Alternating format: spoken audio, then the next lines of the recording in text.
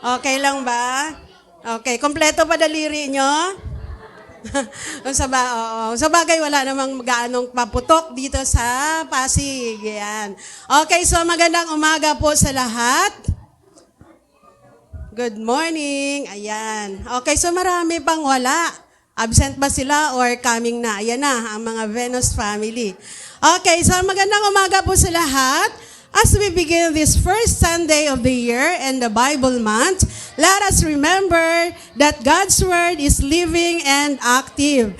Today, we gather to worship the God who first loved us and teaches us how to love one another.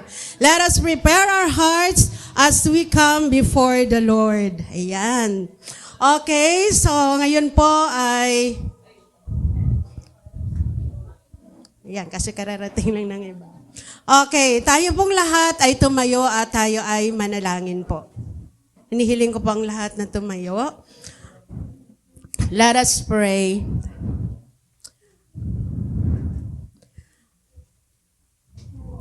Aming mapagmahal na Ama sa langit, kami po ay lumalapit sa iyo sa umagang ito na may pusong nagpapasalamat. Salamat po sa panibagong taon at salamat higit sa lahat sa iyong salita na nagbibigay buhay, nagbibigay liwanag at nagbibigay direksyon sa aming mga puso at tahanan.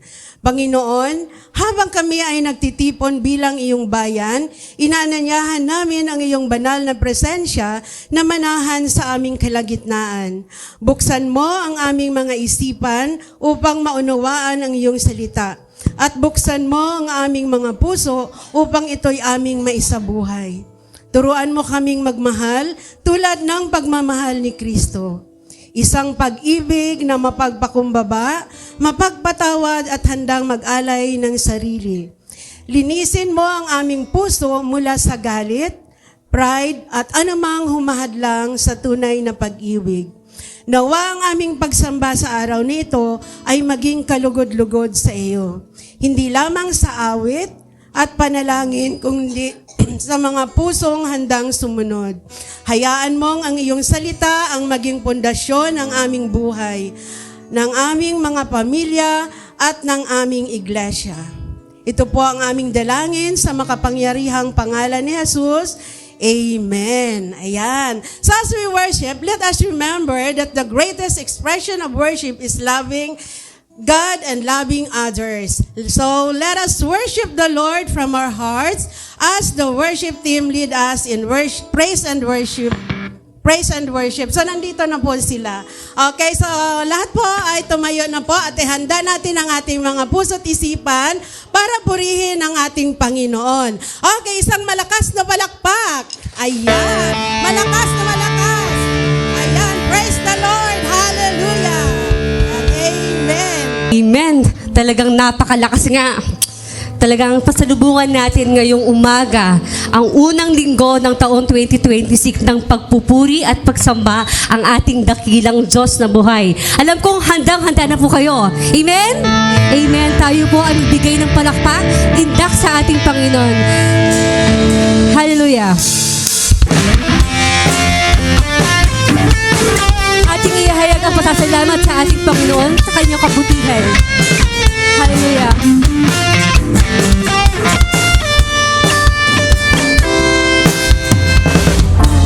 Ating mamasan ang kalawakan, hindi ko maunawaan ang iyong dahilan kung bakit ako'y pinilit mo tinalaga.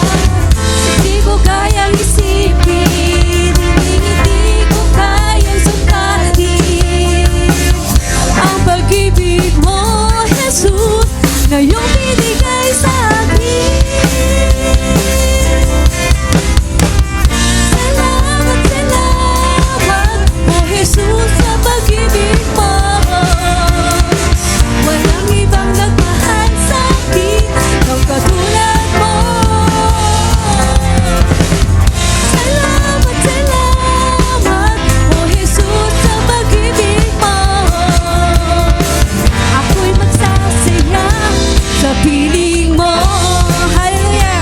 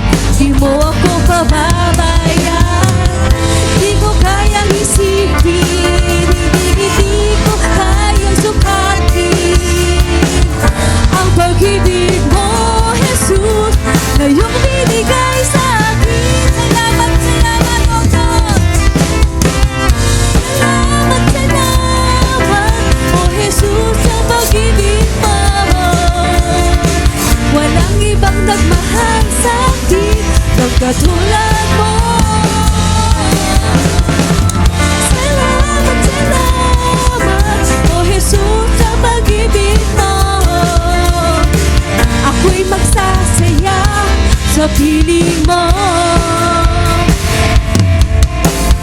Buhay ko na ang purihin ka, buhay ko na ang sa'yo'y sumamba. Wala nang ibang naisip pa, kundi pasalamatan ka. Buhay ko na ang purihin ka, buhay ko na ang sa'yo'y sumamba. Wala nang ibang naisip pa, kundi pasalamatan ka. Magsalamat, O Jesus, sa pag-ibig. Isigaw natin, ihalag natin ang ating pasasalamat sa Panginoon sa kanyang kabutihan sa ating buhay. Haling salamat. Salamat, salamat, O Jesus, sa pag-ibig mo. Ako'y magsasaya sa piling minsan pa. Salamat, salamat sa iyo, Panginoon. Salamat, salamat, O Jesus, sa pag-ibig mo. Walang ibang nagmahal sa akin ng katulad mo. Salamat, salamat, O Jesus, sa pag-ibig mo. Ako'y magsasaya, ako'y magsasaya, ako'y magsasaya sa piling mo. Hallelujah! Tayo'y patuloy na pumalakpak sa ating Panginoon sa kanyang dakilang biyaya na pinagkulog sa ating buhay.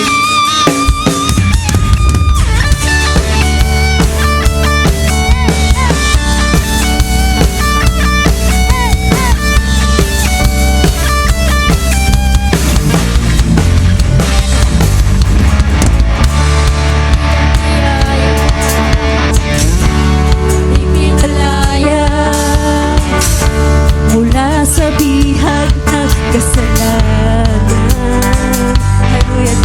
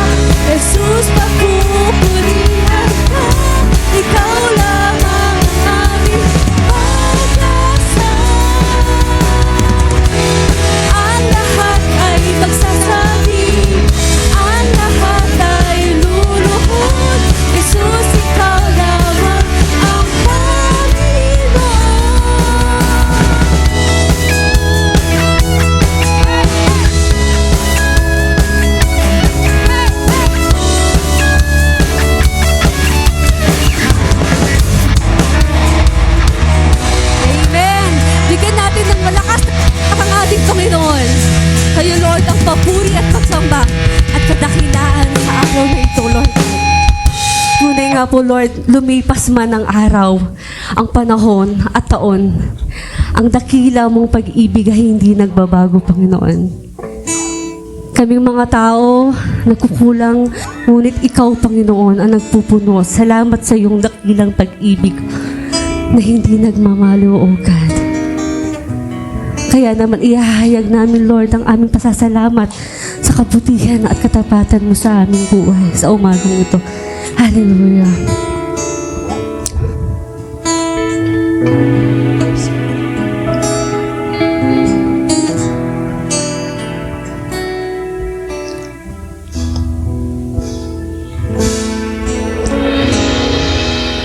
Ang lahat ay nag-iiba, tulad ng himig ng kanta.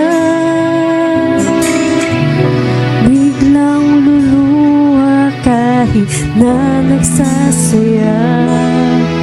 Ang rosas ay natutuyo, pangarap ko'y nabibigo. Maging lakas ng puso ko'y naglalaho. Oh Jesus, pag-ibig mo ang tanging di nagbabago. Pakinggan mo ang awit ko. Pinagbabago ang pag-ibig mo sa akin. Kahit anong mangyari,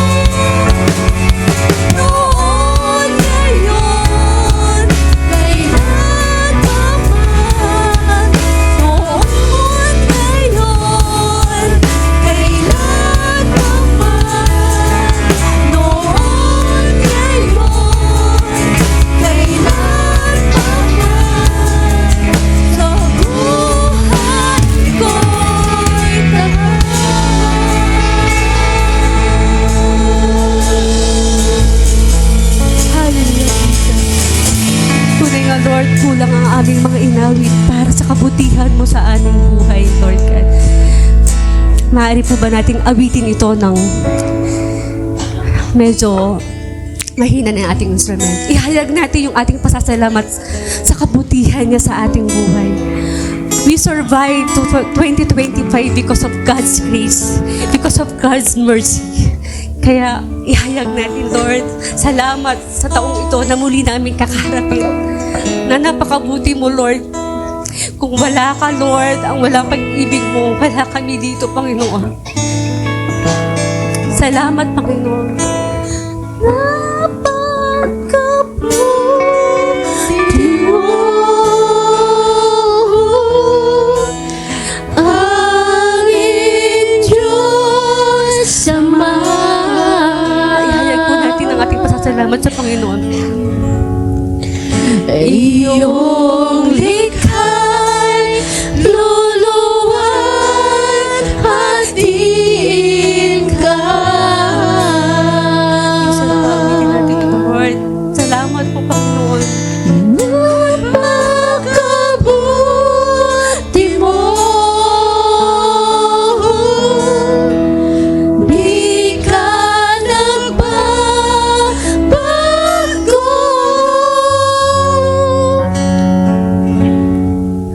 Noon, ngayon, kailan pa man, sa buhay ko'y tapat. Hallelujah, Diyos. Purihin po natin ang ating Panginoon. Lord, Amen. napakabuti mo sa aming mga buhay. Kaya kami naririto, Panginoon, nagkakatipon upang sambahin ka at upang ikaw po ay parangalan. Hallelujah. Maaari na po tayong umupo. Praise God. Okay, maraming salamat po, praise and worship team, sa pangunguna niyo sa pag-aawitan. Para po sa ating scripture reading at sa message na rin po, tinatawagan ko po si Sister Leisure Galito at pagkatapos ay susundan na po ni Pastor Rafi Malang para sa mensahe mula sa salita ng Diyos. Praise God. Muli, bigyan po natin ng paggalang ang pagbasa po ng salita ng Diyos na matatagpuan po sa John. Muli po tayong tumayo para po sa ating scripture reading. Matatagpuan po natin, kung may Biblia po kayo, please open your Bible to John 13 verses 34 to 35. A new command given to you, sabi ng Lord, love one another. Sabi niya doon, as I love you, sabi niya, you must love one another. Then, by this, everyone will know that you love me. You are disciple. We are the disciple, di ba? Sabi ng Lord doon. And then, so, love one another. Basahin natin sa Tagalog para mas maiintindihan natin at manamnaman natin ang salita ng Panginoon. Sabi po dito sa John, sa Tagalog, sa John 13 verses 34 to 35. Isang bagong utos ang ibinibigay ko sa inyo ngayon. Magmahalan kayo. Kung paano ko kayo minahal, gayon din naman magmahalan kayo. Puro pagmamahal to. Kung kayo'y may pagmamahal sa isa't isa, makikilala ng lahat na kayo'y mga alagad ko. Praise God. Maaari na po tayong makaupo. Good morning everyone and happy birthday kay Ate Janet. And Happy New Year sa lahat. Ang buwan ng January ay idineklarang National Bible Month. That's why every year, tuwing buwan ng January, we're celebrating a Bible Month. And this year, 2026, ang theme ng Bible Month ay God's Word brings life to our hearts and homes. With life representing love, integrity, faith, and engagement based on John chapter 13:34 and Deuteronomy 32:47. At dito po hina-highlight yung role ng Bible for providing sustenance and guidance amidst national challenges like corruption and division. Ang mahalagang aspeto nitong acronym na LIFE na tatalakayin natin every Sunday, no? So acronym LIFE, no? L-I-F-E. No? So this Sunday, we'll be talking about loving one another as Christ loved us. And the next Sunday, we'll be talking about integrity, living a life of honesty and strong moral principles. Then on the third Sunday, we'll be talking about faith, deepening belief, and trust in God's promises. And on the last Sunday, we'll be talking about engagement, actively applying God's Word in daily life and community. Kaya sa umagang ito, we'll be talking about the first letter in the acronym LIFE, which is L, that stands for love. To love one another as Christ loved us. At ang title ng mensahe natin ngayon ay Love by the Word, Living Like Christ.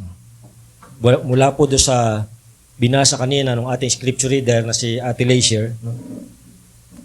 Mula sa John chapter 13 verse 34 to 35. Tayo po isang manalangin. Dakilang Diyos, salamat po sa araw na ito, sa buwang ito, na minsan pa ay aming bibigyan ng emphasis ang inyong salita sa aming buhay, sa aming pamilya, sa aming iglesia, at sa aming komunidad. Salamat nga po, Panginoon, sa inyong buhay na salita na kung saan ay kami po ay nakakakuha ng guidance, ng mga teachings, at ito rin po ang nagtutuwid sa amin kung kami po ay mga pagkakamali. At higit sa lahat, Panginoon, ito po ang nagsisilbing mapa ng aming buhay espiritual. Patuloy po na bigyan niyo po kami ng kauhawan sa inyong salita. And every time na kami po ay magbabasa o makikinig ng inyong salita, dalahin ko na patuloy kang mangusap at magministeryo sa pamamagitan ng inyong salita.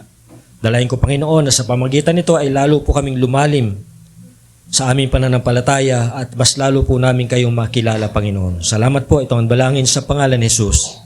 Amen. Sa tuwing may bagong taon, every year, no, madalas tayong gumagawa ng resolution. New Year's resolution. Minsan, ginagawa nating commitment o nagko-commit tayo na mas maging masipag, mas magtipid, no? Mas maging mabait kaysa last year. Pero napapansin nyo ba, kahit gaano karami yung ating plano, kahit gaano kaganda yung ating New Year's resolution, kung wala ang pag-ibig, nauuwi tayo sa kapaguran. Napapagod lang tayo. And sometimes, February pa lang, tumitigil lang tayo sa ating New Year's resolution. Minsan nga, di pa natatapos yung January. Nakalimutan na natin yung ating New Year's resolution. No? Minsan nauuwi pa sa tampuhan at pagkakawatak-watak. No? Sa John chapter 13, ito yung huling gabi ni Jesus kasama yung kanyang mga disciples. Alam niya na malapit na siyang ipako sa krus. At sa halip na mag-iwan siya ng mga strategy o program, ang iniwan niya ay isang utos, ang magmahal.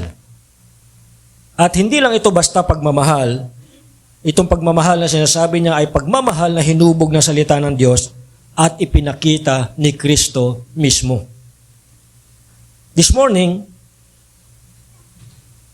papakita po dito sa ating pag-aaral na ang salita ng Diyos ay nagtuturo sa atin kung paano magmahal. Not just emotionally, but sacrificially and intentionally following the example of Christ. Basahin po natin muli yung kaninang text natin mula sa John chapter 13, 34 to 35. Sabi dyan, "A new command I give you, love one another as I have loved you, so you must love one another. By this, everyone will know that you are my disciples if you love one another." Yung mga sumasa kabilang bahay, binabago po nila itong salitang ito ng Panginoon.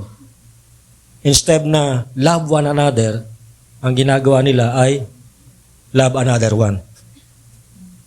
Kaya sumasa kabilang bahay. Ito po yung kanilang pinagbabasihan. Pero sa Bible, love another one. Binaligtad. Sabi diyan ay love one another.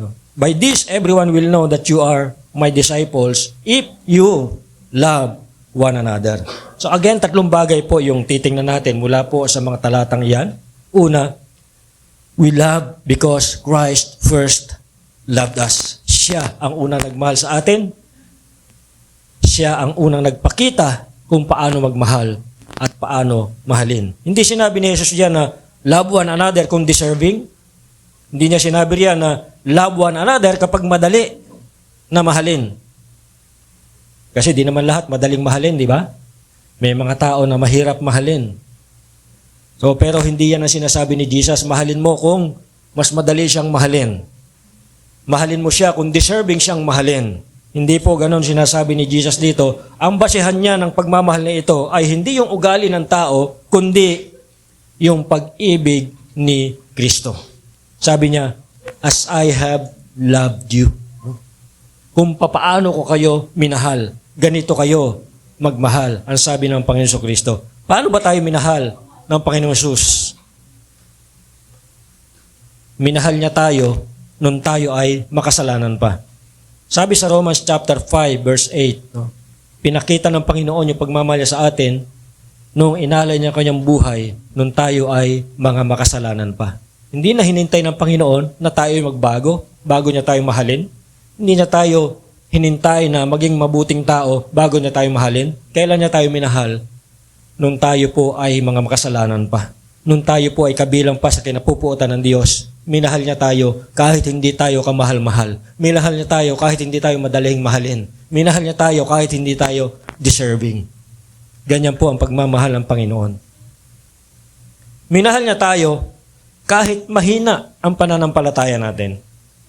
Hindi naman niya hinintay na mag-grow tayo bago niya tayo mahalin sa ating pananampalataya. Hindi niya hinintay na lumalim tayo sa ating pananampalataya. Minahal niya tayo kahit na mahihina pa tayo sa ating pananampalataya. Kahit ilang taon na tatay Christian pero baby Christian pa rin tayo, minamahal tayo ng Panginoong Hesus. So hindi niya hinihintay na tayo magbago, lumalim, kundi kahit na mahina pa tayo sa ating pananampalataya, ay minamahal na tayo. Ito po yung matindi rito. Minahal niya tayo hanggang sa krus. Para pong isang bata na natutong magmahal dahil naranasan niyang mahalin ng kanyang magulang. Ganyan po yung pagmamahal na tinuturo sa atin ng Panginoon Jesus. Pinakita muna niya sa atin, pinadama muna niya sa atin. Ang sabi niya, ganito kayo dapat magmahal kung papaano ko kayo minahal. Katulad ng isang bata na natutunan niyang magmahal dahil naranasan niya sa kanyang magulang. Mahalagang maunawaan po natin na hindi tayo makapagmamahal ng tama kung hindi muna natin tinanggap ang pag-ibig ni Kristo. Doon po nagsisimula. Dapat tayo muna ay makatanggap, makaranas ng pagmamahal ni Kristo bago natin maipadama, maiparanas ang pagmamahal sa iba. Mahalagang maunawaan natin ang pag-ibig ng Kristiyano ay palaging response, hindi source. Hindi tayo ang pinanggagalingan ng tunay na pag-ibig, si Kristo ang pinagmumulan. Hindi po tayo. Bago pa tayo magbago, bago pa tayo magsisi, bago pa tayo maging karapat-dapat, minahal na tayo ni Jesus. Ang kanyang pag-ibig ang nagpasimula, ang ating tugon, ang atin ay tugon lamang. Nag-respond lang tayo sa pag-ibig ng Panginoon. Kapag naaalala natin ito, nagbabago yung paraan ng ating pagmamahal. Dahil diyan, sa tuwing maaalala natin yan, hindi tayo madaling sumuko kahit tayo nasasaktan. Hindi tayo agad nag-iisip na gumanti kapag tayo ay nasaktan. Nakakapagpatawad tayo dahil tayo mismo ay naranasan nating patawarin ng Panginoon. Sa madaling salita, we love not from emptiness but from fullness. Ang pusong puno ng pag-ibig ni Kristo ay may kakayahang magmahal kahit mahirap. Kaya tuwing nahihirapan tayo magmahal, sa asawa, sa anak, sa kapatid, o sa ating kapwa, hindi natin kailangang pilitin yung ating sarili. Kailangan lang nating bumalik doon sa krus kung papaano tayo minahal ni Jesus. Alalahanin natin kung paano tayo minahal at doon tayo muling kukuha ng lakas para magmahal. Ang pag-ibig na tumatagal ay nagmumula sa pag-ibig na una nating tinanggap mula kay Kristo. Kaya ang puso natin, kung puno ng sama ng loob, kung puno ng galit o sugatan, mahirap magmahal. Pero kapag pinapaalala natin sa ating sarili, araw-araw, minahal ako ni Jesus, may lakas tayong magmahal kahit masakit. Ang tanong, naaalala pa ba kung gaano ka kamahal ng Diyos?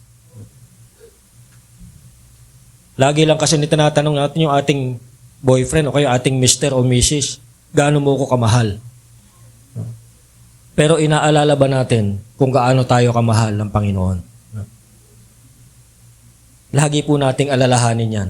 Araw-araw kung gaano tayo kamahal ng Panginoon. Pangalawa, biblical love is not o is commanded, not optional. Kapag command, hindi po ito optional. Kapag command o kautusan, ito po ay sinusunod. Sabi ni Jesus, "A new command I give you." Hindi po ito suggestion, hindi po ito request, ito ay utos. Ang bago sa utos na ito ay hindi yung love one another. Kasi matagal na yan sa Biblia, sa Old Testament pa lang. Sinasabi na yan, tinuturo na yan. Love one another. Hindi po yan yung bago sa kautosan na yan. Ang bago ay yung pamantayan, yung standard. Paano tayo magmamahal. Ito po yung bago dito. Sabi niya, "As I have loved you." Yan po yung pamantayan, yan po yung standard paano magmahal. Kung paano tayo minahal ni Kristo. Ang pagmamahal ni Kristo ay sacrificial dahil may kabayaran. Inalay niya yung kanyang buhay, tumigis yung kanyang banal na dugo para bayaran yung kaparusahan ng ating mga kasalanan. Bagamat tinanggap natin yung ating kaligtasan ng libre para sa Panginoon, napakamahal po yung kanyang kabayaran. Sinakripisyo niya yung kanyang sariling buhay bilang kabayaran. Ang pagmamahal ni Kristo ay hindi na sacrificial, ito rin ay isang intentional. Nagdesisyon siya na tayo'y mahalin. Pinili niya tayo mahalin. Iniwan niya yung kanyang pagka-Diyos, iniwan niya yung kanyang kalwalhatian doon sa kalangitan, bumaba dito sa lupa dahil sa pagmamahal na yan. Intentional yung kanyang pagmamahal. At ang kanyang pagmamahal ay consistent. Hindi pa bago-bago. Kung gaano tayo kamahal noon, ganoon pa rin niya tayo kamahal ngayon at magpakailanman. Dahil yung pagmamahal na yan ay hindi nagbabago at walang kondisyon. Mahalaga makita natin na ang pag-ibig sa Biblia ay usapin ng pagsunod. Hindi lang puro feelings. Hindi lang puro emosyon. And ang pinag-uusapan po dito, kapag sinasabi ang pag-ibig sa Biblia ay pagsunod. Nasabihin ni Jesus na, "A new command I give you," malinaw na ang pagmamahal ay bahagi ng ating discipleship. Ibig sabihin, kung sumusunod tayo kay Kristo, kasama sa pagsunod ang magmahal. Kahit mahirap, kahit hindi komportable. Ang problema sa atin, marami sa atin ganito. Magmamahal ako kapag feel ko. Kapag ramdam ko. Pero pag hindi, bahala ka dyan. Pero sa Biblia, ang tanong ay, magmamahal ako dahil iniutos ito ng Panginoon. Ang biblical love ay una, disiplina, hindi impulsive. It's a discipline.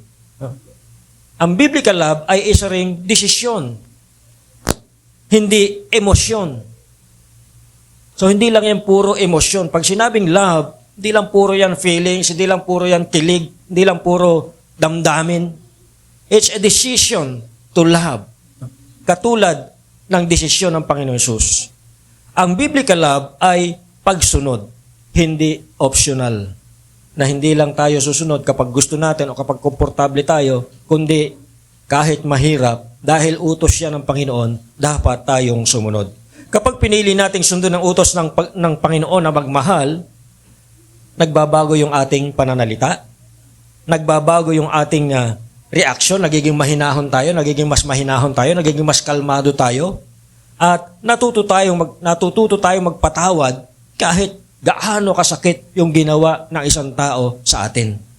Yan po ang biblical love. Kapag pinili nating sumunod sa utos ng Panginoon na magmahal, yan po yung nangyayari sa ating buhay. Nagkakaroon ng pagbabago. Nagkakaroon ng kahinahunan. At nagkakaroon tayo o natututo tayo magpatawad kahit na gaano kasakit yung nagawa sa atin. Sa madaling sabi, ang tunay na pagmamahal ay nakikita kapag may dahilan tayong huwag magmahal, pero mas pinili pa rin nating magmahal. Yes, may mga reason para hindi natin mahalin ang isang tao. Maraming reason yan. Hindi siya kamahal-mahal. Mahirap siyang mahalin. Pero sa kabila ng lahat ng yan, pinili pa rin nating magmahal. Yan po ang tunay na pagmamahal. Na sa kabila ng mga reasons na yan na sinasabi natin, sa kabila ng kahirapan na mahalin siya, pinili pa rin natin siyang mahalin. Yan po ang tunay na pagmamahal. Kaya kapag kapag sinasabi nating mahirap magmahal, siyempre totoo yun. Mahirap naman talaga magmahal. Diba? Hindi laging madali. May mga pagkakataon na talagang mahirap magmahal. Totoo yan. Pero tandaan natin, hindi tayo inutusan ni Jesus dahil madali, kundi dahil ito ang tama. Yun po yung tandaan natin. Yun po yung dapat nating inaalala palagi. Hindi tayo inutusan ng Panginoon Jesus magmahal dahil madaling magmahal. Inutusan niya tayong magmahal dahil ito ang tamang gawin. Ang pagsunod sa utos na magmahal ay malinaw na patunay na si Kristo ang ating Panginoon, hindi lang tagapagligtas. May mga taong mabait lang kapag okay ang pakiramdam nila, pero ang biblical love ay choice. Hindi nakadepende sa mood natin. Parang magulang na nag-aalaga ng anak kahit pagod, kahit puyat, kahit walang kapalitan, kahit walang tulog, inaalagaan pa rin niya yung kanyang anak. Kapag umiyak sa hating gabi, gigising yan. Kapag may sakit, walang tulog yung nanay. Kahit mahirap, inaalagaan pa rin dahil mahal niya yung kanyang anak at hindi naghihintay ng kapalit. Kaya, mga kapatid, sa bahay, hindi lang tayo dapat maging mabait kapag okay ang araw, kapag okay ang mood natin, kapag maganda ang gising natin. Nagpapatawad tayo kahit hindi agad nagsosorry. No? Minsan kasi, ay, di kita patatawarin, di ka pa nga nag-sorry. No? Hindi kita patatawarin, nakakadalawa ka na. No? No? Naglilingkod kahit walang pasasalamat. Dapat ganito po tayo. No? Sa bahay, ha? Maghugas ka ng plato kahit na hindi ka inuutusan at hindi ka ina-appreciate ng mama mo. Sa church naman, hindi lang tayo dapat nagmamahal dahil ka-close natin. Lagi nating kaungungan, lagi nating kasama, mga kautot na dilala ang minamahal natin. Paano yung hindi natin ka-close? Hindi na natin mamahalin? No? Minamahal lang natin yung lagi nating katabi pag Sunday. No? Kaya yung mga upuan na yan, may mga pangapangalan na yan. Eh.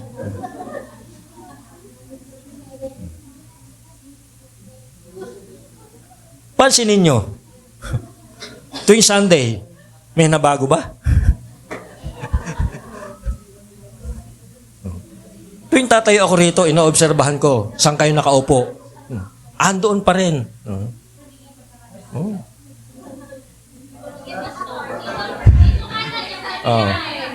Minsan nga iniisip ko, doon ko ilagay yung pulpito sa likod eh. Para maiba naman.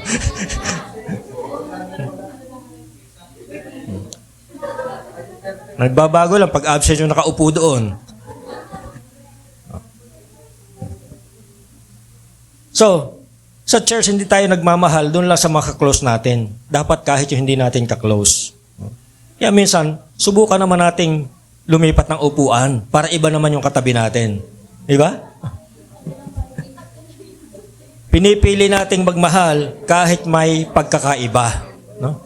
Hindi naman tayo lahat pare-pareho. Iba-iba yung gusto natin. Iba-iba yung gusto nating kulay. Iba-iba yung gusto nating lasa. Iba-iba yung pag-uugali natin.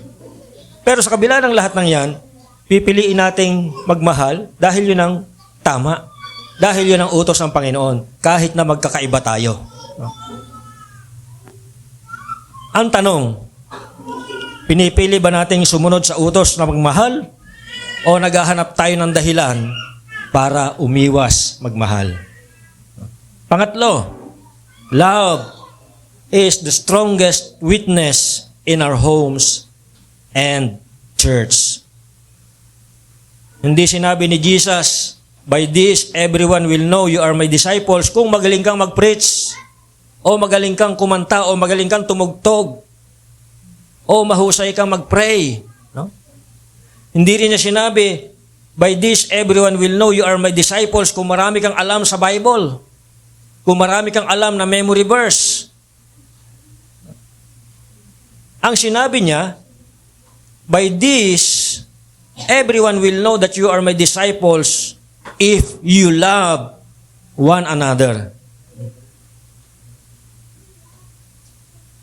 Yan po yung pamantayan.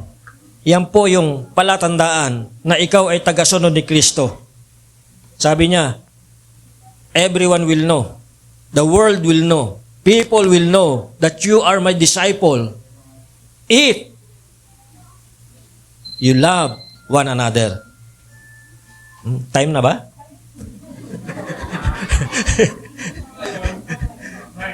May alarm? Malapit na raw. Tama, malapit na ako. Salamat sa paalala.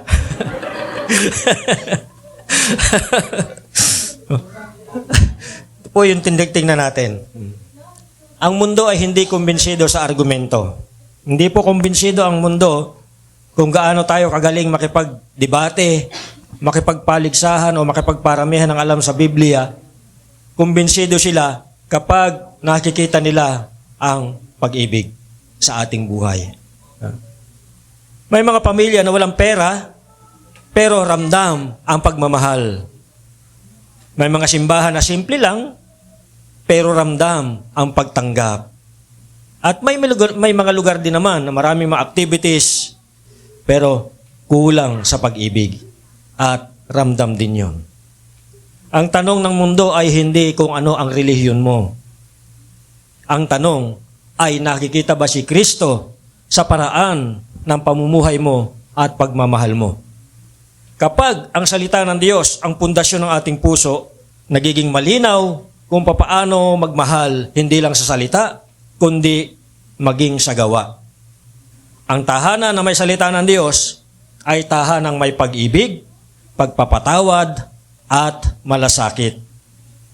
Ang pag-ibig na galing sa salita ng Diyos ay hindi panandalian, hindi makasarili, hindi tahimik. Ito ay nakikita at nararamdaman. Sa Bible month na ito, naway hindi lang natin basahin ang salita ng Diyos. Isabuhay natin ito sa pamamagitan ng pag-ibig. Kung ang salita ng Diyos ay buhay sa puso mo, makikita ito sa paraan ng ating pagmamahal. Tayo po'y manalangin. Panginoon, salamat po sa inyong salita na nagtuturo sa amin kung gaano o kung paano magmahal.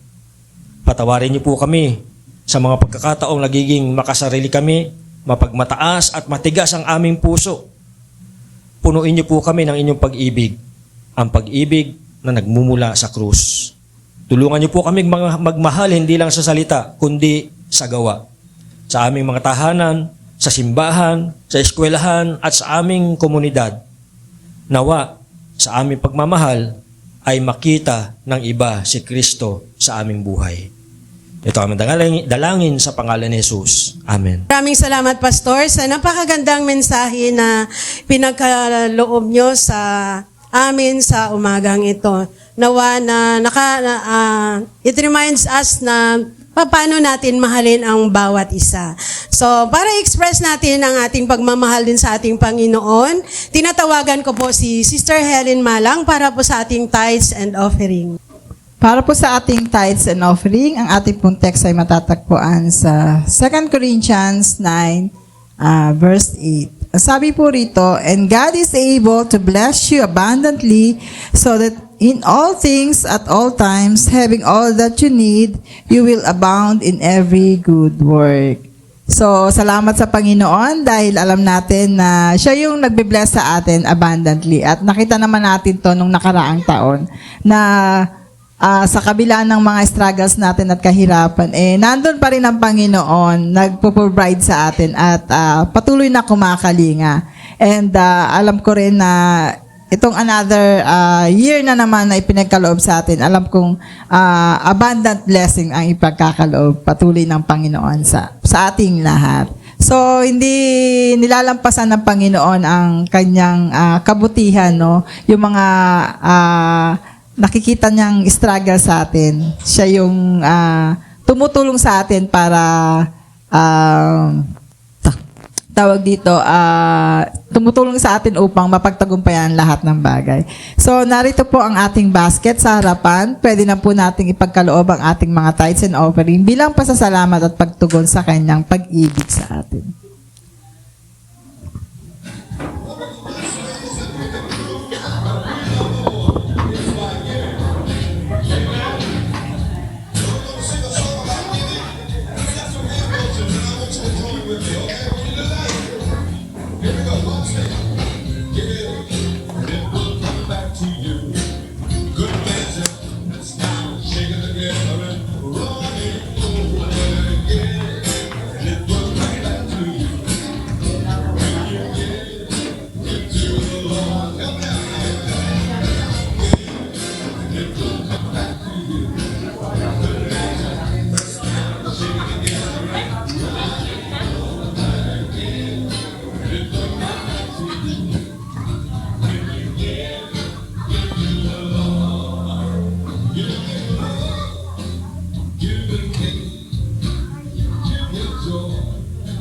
Tayo pong lahat ay tumayo at tayo manalangin at magpasalamat sa ating Panginoong Diyos. Dakilang Diyos, kami po ay nagpupuri at nagpapasalamat sa oras na ito, Panginoon. Salamat po sa patuloy na pagmamahal at pag-ibig na ibinagkakaloob mo po sa bawat isa sa amin, O God. Tunay po na ikaw ay dakila, O God, sa aming buhay. Nakita po namin ito, ang katapatan mo nung nakaraang taon, Panginoon. Patuloy mo kaming pinoprovide ang lahat ng pangangailangan namin. At salamat, O God, dahil patuloy na ang abundant blessings mo sa amin ay aming nararanasan. At kung kami ay patuloy na nagpapagamit at nag-share ng aming mga blessings, Panginoon, alam po namin na hindi mo kami kinakalimutan at kami ay iyong pinagpapala at ang aming buhay ay yung pinupuno ng maraming bagay at mga blessings sa aming buhay, Panginoon. Kaya we thank you and we honor you, Lord God. At hindi lamang niya, Panginoon, patuloy mo kaming gamitin upang ang aming buhay ay maging pagpapala din, Panginoon, sa iba. Lord, we thank you and we honor you sa lahat po ng aming mga ginagawa, O God. At nawa, Panginoon, ikaw ang mapapurihan, Panginoon, sa aming buhay. So lahat po ng ito ay aming ibinabalik na may pasasalamat at papuri. In Jesus' name we pray. Amen. Para po sa ating announcement, mayroon ba tayong announcement? Bago tayo pupunta sa mga mag-celebrate ng birthday sa buwan na ito. Okay, so sa ating announcement, patuloy po nating ayan, yung last Sunday. Okay, so pasalamatan ko muna ngayon ang ginamit ng Panginoon sa araw na ito sa MC po. Ako po yon, Call to Worship. Ako pa rin po, offertory. Sister Helen Malang, Scripture Reading Leisure, Sister Leisure Galito po. At next Sunday, sa ating MC po, si Pastor Rafi Malang, ganun din po sa Call to Worship. Offertory po, si Brother Giovanni Galito po. At sa Scripture Reading, Henrik Malang, and announcements, siyempre si Pastor po. Okay, so, ayan. Patuloy din po nating suportahan ang ating prayer meeting every Wednesday at 8 p.m. po. So, sa ngayong taon 2026, kapag wala pong schedule, kung gusto niyo pong magpa-schedule sa bahay ninyo, open po at welcome po. So kung wala naman, dito sa church ginaganap ang prayer meeting. At saka next po ang ating Dawn Watch every Saturday. So kahapon wala po kaming Dawn Watch. So may mga masasama po ang pakiramdam ng bawat isa. But praise God at dahil nandito rin po lahat ang mga ma-attend po ng Dawn Watch po. So suportahan din po natin hindi lamang sa mga kababaihan, kung di pwede rin po yung mga young people, mga kalalakihan po sa ating Dawn Watch. So mas maganda, mas marami po. Okay, so hindi naman tayo magugutom dahil si Nanay Lemmy, pwede, palagi po yan siyang nagdadala ng pandesal. Yan si Sister Rose at siya may kasama pang kape. Ayan po, so masaya. Okay, so next po, every Sunday po at 3 p.m. yung mga bata, patuloy po nating suportahan din ang kanilang Sunday school. Ayan, sa mga, mamaya ba mayroon? Wala pa. Okay, sa mga sponsors, ayan, so umpisa na tayo mag-ano ng sponsors. So this coming next Sunday, ayan. Wala pa. So wala pang nakaano ng mga sponsors doon. So kung gusto niyo pong mag-sponsor, sabihin niyo na lang po kay yan po, sa GC. O kay Sister Generose. Next po, ayan, January cleaners. January 4, kahapon mga women. May men din dito. Okay, so salamat sa mga naglinis dito. Pinapangunahan po ni Sister Rose. Ayan, si Sister Cathy. Sino ba yun? Si Sister Leisure. At late kaming dumating ni Sister Jenny. Pero nakahabol po kami. So salamat po sa mga women's. At next po, January 10, mga youth naman at saka young pro. Ayan po. 17 women and men pa rin. Bakit kinakabit yung men sa women? Dapat hiwalay, di ba?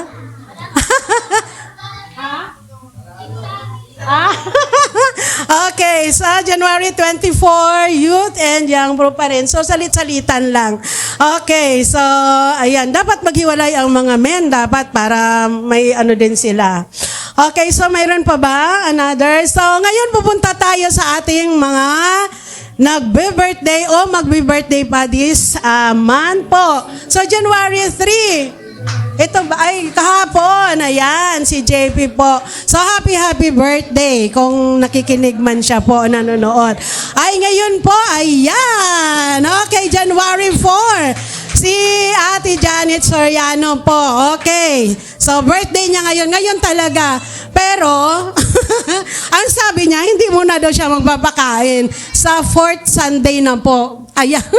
Kasi may rami pa ata kayong mga iniinit ngayon sa mga nakaraang oo, may mga tira-tira pa. Kaya parang di ba nakasawa na.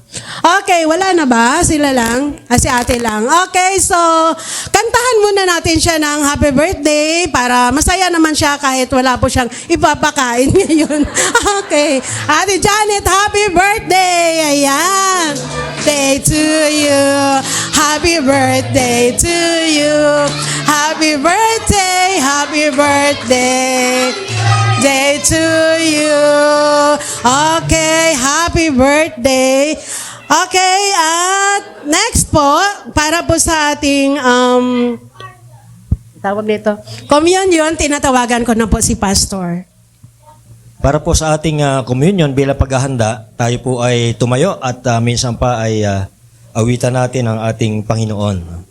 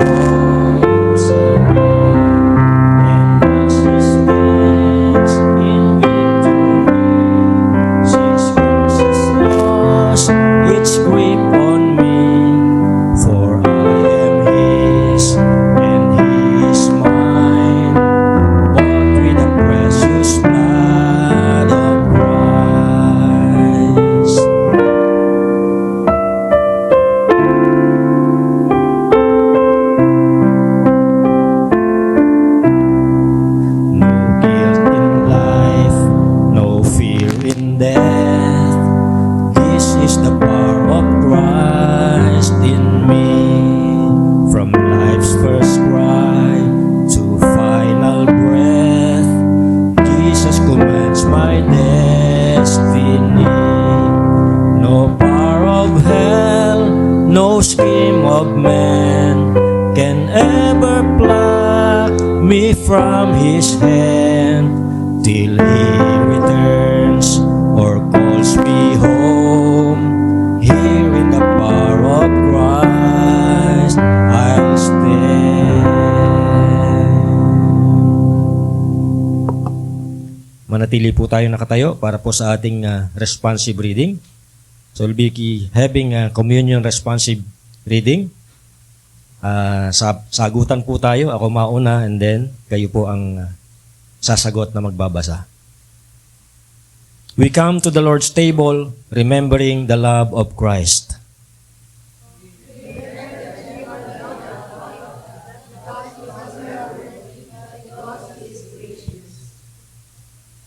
Jesus said, "As I have loved you, so you must love one another."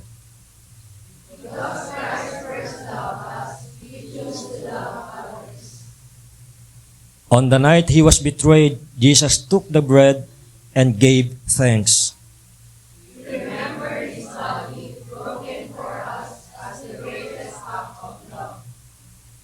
In the same way, He took the cup and said, "This cup is the new covenant in my blood."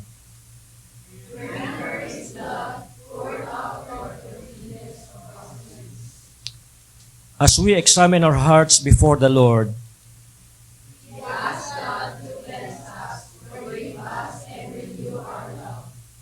by this, everyone will know that we are His disciples.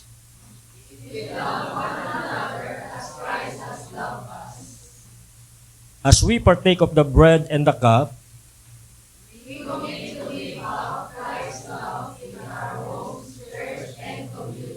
sabay-sabay po tayo. Love by the word, we will love like Christ. Amen. Amen. Pwede na po tayo makaupo. Sa ating pong communion message ay nandun pa rin po tayo sa temang love by the word, loving like Christ.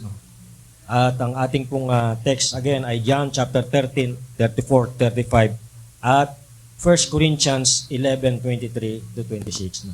Sa araw na ito, as we come to the Lord's table, we are reminded that the greatest demonstration of love was not spoken, it was broken and poured out. Ang salita ng Diyos na nagtuturo sa atin kung paano magmahal ay ang parehong salita na naging laman, nagkatawang tao, nabuhay, at nag-alay ng kanyang sarili para sa atin. Ang communion ay hindi lang pag-alala, ito ay paanyaya na magmahal katulad ni Kristo. We remember how much Christ loved us. Sabi ni Jesus, as I have loved you. Ang pamantayan o standard ng pagmamahal na ito ay ang krus. Sa tinapay, naaalala natin ang kanyang katawan na nabayubay at nasugatan doon sa krus. Sa saro, inaalala natin ang kanyang dugong tumigis at ibinuhos doon sa krus. Hindi niya tayo minahal mula sa malayo, minahal niya tayo hanggang sa kamatayan. Sabi sa John 3:16, "For God so loved the world." Communion reminds us na bago tayo matutong magmahal, ay minahal muna niya tayo. We examine our hearts in the light of His love. Sabi ni Pablo, let a person examine himself. Mabasa po natin yan sa 1 Corinthians 11:28. Mamaya habang hawak natin yung tinapay at yung saro, tinatanong tayo ng Panginoon. Ano po yung tanong ng Panginoon sa atin? Una, may galit ba akong kinikimkim? New Year na po, i-release na natin yan. Pangalawa, may kapatid ba ako na hindi ko mapatawad? Hindi lang kapatid sa laman, kundi kapatid sa pananampalataya. Baka meron pa tayo hindi napapatawad.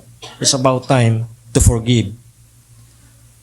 Pangatlo, may pag-ibig ba akong tinatanggihan dahil masakit o mahirap? No? Mga kapatid, ang communion ay hindi para sa perpekto.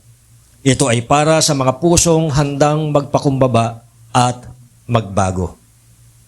Pangatlo, we commit to love like Christ. Sabi ni Jesus, by this, everyone will know that you are my disciples. Ang communion ay hindi po nagtatapos sa table na ito. Ang communion ay nagpapatuloy sa paraan ng ating pamumuhay sa bawat araw. Mamaya, kapag tumayo tayo at nagpartake sa communion at umalis tayo sa lugar na ito, pinipili nating magmahal. Pinipili nating magpatawad at pinipili nating maglingkod. Dahil ang tinapay at ang saro ay paalala na ang pag-ibig ni Kristo ay dapat makita sa ating mga buhay. Sa mga sandaling ito, inaanyayahan ko po ang bawat isa na lumapit sa hapag ng Panginoon. Hindi dahil tayo ay karapat-dapat, kundi dahil tayo ay minahal ng Panginoon. Kung ikaw ay nananampalataya, kung ikaw ay may pananampalataya kay Kristo, lumapit ka. Kung may bigat sa puso, ilapag mo ito sa Panginoon. Isuko mo ito sa Panginoon. Kung kailangan mo magpatawad, hayaan mo ang pag-ibig ng krus ang magpalaya sa iyo. Tayo po ay sandaling manalangin. Panginoong Jesus, salamat po sa inyong katawan na inialay at sa iyong dugong ibinuhos doon sa krus para kami po ay magkaroon ng kapatawaran sa aming mga kasalanan upang kami po ay lumaya sa pagkaalipin ng kasalanan. Linisin niyo nga po ang aming mga puso at punuin niyo po kami ng inyong pag-ibig. Habang kami po ay nakikibahagi sa communion na ito, Panginoon, tulungan niyo po kaming magmahal tulad ng inyong pagmamahal. Buo, tapat at mapag-alay. Ito po ang aming samot dalangin sa pangalan ni Jesus. Amen.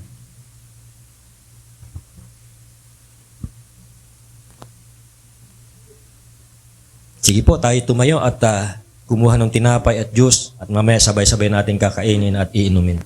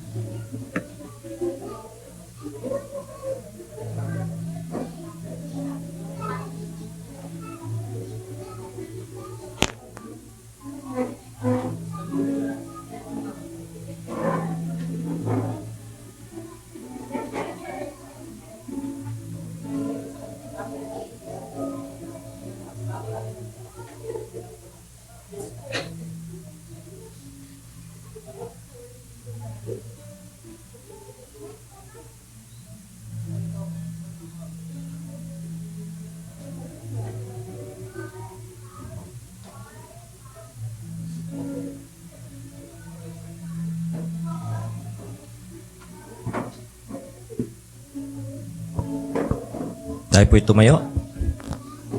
For I received from the Lord what I also passed on to you. The Lord Jesus, on the night he was betrayed, took bread, and when he had given thanks, he broke it and said, "This is my body, which is for you. Do this in remembrance of me." Tanggapin po natin ang simbolo ng katawan ni Kristo.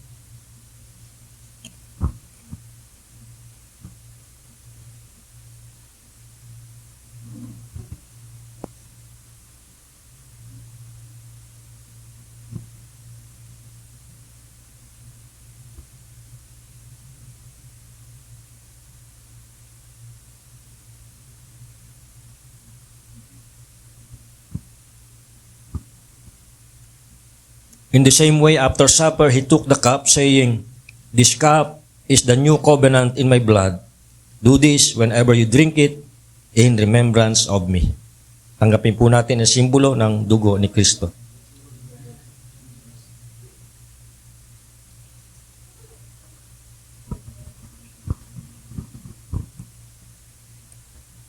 Mga kapatid, as we have partaken of the bread and the cup, let us now go and live out the love we have received.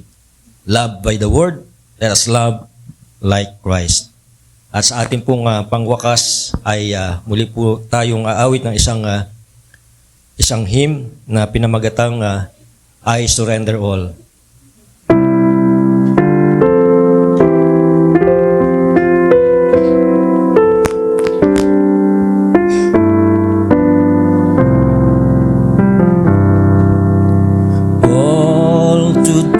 Jesus, I surrender all to Him. I freely give. I will ever love and trust Him. In His presence daily live. I surrender all.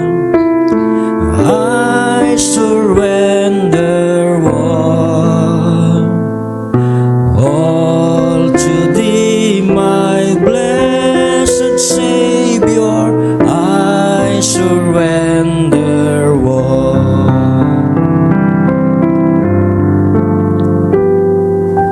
all to Jesus. I surrender. Make me Savior, wholly Thine. Let me feel Thy Holy Spirit, truly knowing Thou art mine. I surrender all. I surrender all to Thee, my blessed Savior. I surrender all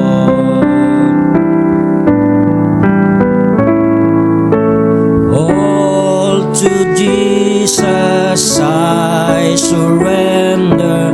Now I feel the sacred flame. Oh, the joy of full salvation. Glory, glory to His name. I surrender all. I surrender all to Thee, my blessed Savior. I surrender all. I surrender all.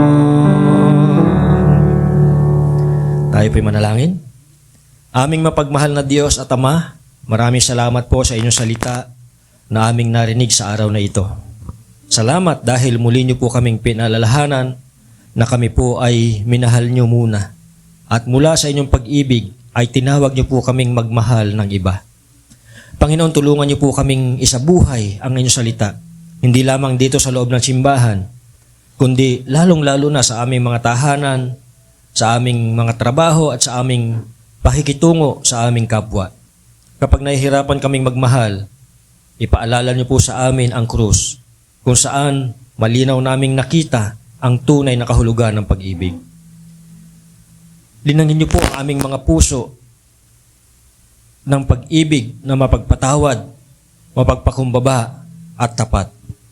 Nawa ang aming mga pamilya ay maging tahanan ng pag-ibig, ang aming iglesia ay maging daluyan ng inyong pag-ibig, at ang aming mga buhay ay maging buhay na patotoo ng inyong salita. Sa aming pong pansamantalang paghihiwa-hiwalay, samahan niyo po kami sa aming pag-uwi, ingatan niyo po kami at patnubayan sa buong linggong itong nadarating. Nawa ang inyong salita ang patuloy na magbigay life sa aming mga puso at tahanan. Ito pong aming dalangin sa pangalan ni Jesus. Amen. Naway pagpalain kayo ng Panginoon at kayo ingatan. Naway iparanas niya sa inyo ang kanyang pag-ibig at naway makita ng lahat si Kristo sa paraan ng inyong pagmamahal sa isa't isa. Go in peace and love one another as Christ has loved you. Amen. Amen. God bless you all.